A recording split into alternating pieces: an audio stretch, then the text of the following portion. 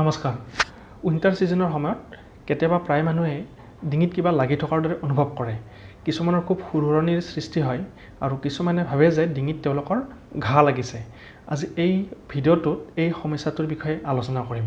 ভিডিঅ'টো ভাল লাগিলে লাইক আৰু শ্বেয়াৰ কৰি দিব। অনুগ্ৰহ কৰি চেনেলটো ছাবস্ক্ৰাইব কৰি দিব। ডিঙিত সাধাৰণতে ঘা নালাগে। আমাৰ জিভাখনৰ পিছফালে থকা ফেৰিংছৰ ইনফ্লামেশ্যন হোৱাৰ কাৰণেহে এই সমস্যাটোৰ সৃষ্টি হয়। ফেৰিংছৰ ইনফ্লামেশ্যন হ'লে আমি ফেৰিংজাইটিছ বুলি কওঁ। কিছুমানৰ খুব কম দিনৰ ভিতৰতে এই সমস্যাটো হয় আৰু কিছুমানৰ বহুত দিনৰ পৰাই এই সমস্যাটোত ভুগি থাকে, যাক আমি ক্ৰনিক ফেৰিংজাইটিছ বুলিও কওঁ। সাধাৰণতে ফেৰিংজাইটিছক চ'ৰ থ্ৰ'ট বুলিও ক'ব পাৰি। এই চ'ৰ থ্ৰ'ট আৰু ফেৰিংজাইটিছৰ সমস্যাৰ কাৰণে বহুতবাৰ ডক্তৰৰ ভিজিট কৰিবলগীয়া হয়। ফেৰিংজাইটিছ বা চ'ৰ থ্ৰ'ট সাধাৰণতে ঠাণ্ডাৰ দিনতে বেছি হয়, কিন্তু কিছুমান ক্ষেত্ৰত কিছুমানৰ গোটেই বছৰটোতে এই বেমাৰটোত ভুগি থাকে। ফেৰিংজাইটিছ বা চ'ৰ থ্ৰ'ট হ'লে হোমিঅ'পেথিক ট্ৰিটমেণ্টেৰে ইয়াক সম্পূৰ্ণৰূপে কিয়ৰ কৰিব পাৰি। যদিও বহুত দিনৰ পৰা বেমাৰটোত ভুগি থাকে, যদিহে হোমিঅ'পেথিক ট্ৰিটমেণ্ট কৰা যায়, ইয়াক সম্পূৰ্ণৰূপে ট্ৰিটমেণ্ট কৰিলে আৰোগ্য লাভ কৰিব পৰা যায়। ফেৰিংজাইটিছৰ মেইন কাৰণবোৰ সাধাৰণতে বেক্টেৰিয়েল আৰু ভাইৰাছজনিত। তথাপিও বসন্ত যেতিয়া হ'ব বা কাৰোবাৰ হুপিং কাফ হৈছে, বসন্ত হৈছে, চিকেন পক্স ওলাইছে, এইখিনি সময়তো ফেৰিংজাইটিছত আক্ৰান্ত হোৱা দেখা যায়। কিছুমানৰ যদিহে ফ্ৰিকুৱেণ্টলি ক'ল্ড বা জ্বৰ বা চৰ্দি হয়, তেওঁলোকৰো এই ফেৰিংজাইটিছত আক্ৰান্ত হয়। যদিও আমি ভাইৰাছ বা বেক্টেৰিয়েলজনিত কাৰণত ফেৰিংজাইটিছ হোৱা বুলি ভাবোঁ, তথাপিও বহুত দিনৰ পৰা যদি কোনোবাই এলাৰ্জিক ৰাইনাইটিছত ভুগি থাকে, ফ্ৰিকুৱেণ্টলি চাইনাছ ইনফেকশ্যন হোৱাৰ কাৰণেও ফেৰিংজাইটিছত ভোগা দেখা যায়। ফেৰিংজাইটিছ বা চ'ৰ থ্ৰ'ট কিছুমান ট্ৰিগাৰিং ফেক্টৰৰ কাৰণে বেছিকৈ হয়। যেনেকৈ ক'ল্ড ড্ৰিংকছ বা আইচক্ৰীম যদিহে বেছিকৈ খোৱা হয় বা বহুত বেছি যদি স্মকিং কৰি থকা হয়, তেতিয়াও ডিঙিটোত সুৰসুৰণি হয়। তাৰ পাছত যদিহে ডাষ্ট বেছিকৈ পোৱা যায় বা যদিহে খুব ধূলি খোৱা হয় বা যদিহে গাৰ্ডেনিং বেছিকৈ কৰা যায়, তেতিয়াও পলেন্সৰ পৰাও ডিঙিটো সুৰসুৰণি হ'ব ধৰে। বহুত দিনৰ পৰা যদিহে ভুগি থাকে, তেতিয়াহ'লে ক্ৰনিক ফেৰিংজাইটিছ বুলি এই বেমাৰটোক ক'ব পাৰি। ফেৰিংজাইটিছ হ'লে সাধাৰণতে ডিঙিত কেতিয়াবা খুব সুৰসুৰণি হয়, কেতিয়াবা খুব শুকান কাপ হয়। কিছুমানৰ ক্ষেত্ৰত ডিঙিটোত কিবা লাগি থকাৰ দৰে অনুভৱ হয়। বহুতে ভাবে যে ডিঙিটোত ঘা লাগিছে আৰু তাৰে কাৰণে বহুত ডক্তৰকো চিকিৎসা কৰে, কিন্তু তেওঁ পাহৰি যায় যে তেওঁৰ বেলেগ কিবা কাৰণতহে তেওঁৰ এই বেমাৰটোত ভুগিছে। গতিকে বহুত ভয়ো খায় আৰু তাৰ ফলত বহুত মেডিচিনো সেৱন কৰি থাকে, কিন্তু তেওঁ ভালে নাপায়। কিছুমানৰ খুব শুকান কাপ হয়। যদিহে তেওঁ ক্ল'জ ৰুম এটাত থাকে বা অকণমান যদি ঠাণ্ডা লাগে বা অকণমান যদি ঠাণ্ডাৰ সংস্পৰ্শলৈকে আহে, তেওঁৰ সুৰসুৰণি হয়। কিছুমানৰ বিষৰ সৃষ্টি হয়। কিছুমানে খাব ল'ব নোৱাৰে, কিছুমানৰ ভোক নালাগে, কিছুমানৰ খুব শুকান কাপ, কিছুমানৰ খুব জ্বৰ, ভোক নালাগা, বমি বমি ভাৱ আৰু কিছুমানৰ খুব মূৰৰ বিষো হ'ব পাৰে।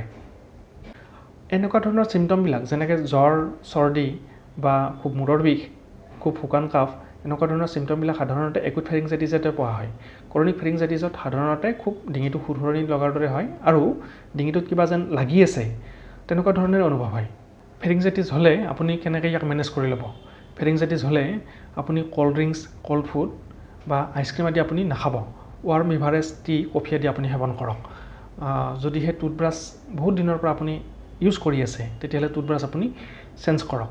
তাৰ পাছত আপুনি ৰেষ্ট লওক, ষ্টে হাইড্ৰেটেড, পানী বেছি পৰিমাণে খাওক, নিমখ পানীৰে আপুনি গাৰ্গল কৰক, নতুবা আপুনি ফিটকিৰি মিহলি পানীৰেও আপুনি 2 বা 3 বাৰ গাৰ্গল কৰি ল'ব পাৰে। ফেৰিংজাইটিছ হ'লে আপুনি ইয়াক কেনেকৈ প্ৰিভেণ্ট কৰিব? যদিহে প্ৰিভেণ্ট কৰিব পাৰি, এই বেমাৰটো যিহেতু বেক্টেৰিয়েল বা ভাইৰাছৰ সংস্পৰ্শলৈ অহাৰ কাৰণে বেছিকৈ হয়, গতিকে ইয়াক যিমানে প্ৰিভেণ্ট কৰিব, ফেমিলিৰ অন্য কাৰো আৰু এই বেমাৰটো নহয়। তাৰ কাৰণে সঘনাই বা ৰেগুলাৰলি হেণ্ড ৱাছ ইউজ কৰক। কাহ মাৰিবৰ সময়ত আৰু যেতিয়া হাঁচিয়াব, সেইখিনি সময়ত মুখত এখন কাপোৰ দি ঢাকি লওক। বেক্টেৰিয়েল আৰু ভাইৰাছজনিত বেমাৰৰ সংস্পৰ্শলৈ অহা লোকৰ পৰা আঁতৰি থাকক। গৰম পানী সেৱন কৰক। ফুড আৰু ড্ৰিংকছ শ্বেয়াৰ নকৰিব। আৰু স্মকিং যদিহে কৰি আছে, স্মকিং হেবিট আপুনি কুইট কৰক। থ্ৰু হোমিঅ'পেথিক মেডিচিন ফেৰিংজাইটিছ বা চ'ৰ থ্ৰ'ট সম্পূৰ্ণৰূপে কিয়ৰ কৰিব পাৰি। মেডিচিনবিলাকৰ কোনো ধৰণৰ ছাইড এফেক্ট নাথাকে আৰু ইয়াক আপুনি সম্পূৰ্ণৰূপে আৰোগ্য লাভ কৰিব পাৰে। মেডিচিনবিলাক যেতিয়া খাব, ইয়াৰ লং লাষ্টিং ৰিজাল্ট পাব। হোমিঅ'পেথিক মেডিচিন লৈ থকাৰ সময়ত প্ৰয়োজন সাপেক্ষে ইমাৰ্জেঞ্চি মেডিচিনছ বা এলোপেথিক মেডিচিনৰ যদি সহায় ল'ব লগা হয় আপুনি নিশ্চয় ল'ব পাৰিব। মেডিচিনখিনি খোৱাৰ সময়ত কোনো ধৰণৰ ডায়েট ৰেষ্ট্ৰিকশ্যন নাথাকে যদিও ডিজিজ সাপেক্ষে যেনেকৈ ফেৰিংজাইটিছ সাপেক্ষে ফেৰিংজাইটিছ হ'লে যেনেকৈ আপুনি কিছুমান ফুড বন্ধ কৰি দিব লাগিব, যেনেকৈ cold food, cold drinks, ice cream বা আপুনি যিখিনি প্ৰিভেণ্টিভ মেজাৰ ল'ব লাগে আপুনি প্ৰিভেণ্টিভ মেজাৰখিনি লৈ থাকিব লাগিব। যদিহে ফেৰিংজাইটিছৰ বা চৰ থ্ৰট আপোনাৰ হৈ আছে, হোমিঅ'পেথিক মেডিচিনৰ ক্ষেত্ৰত ফেৰিংজাইটিছৰ কাৰণে আপুনি বেলাডনা 30 10 গ্ল'বুলছ 3বাৰ ভাত খোৱাৰ আগতে এসপ্তাহৰ কাৰণে সেৱন কৰক। লগতে কেলিমিউৰ 6x 4 tablets 3 times daily after meal এসপ্তাহৰ কাৰণে সেৱন কৰক।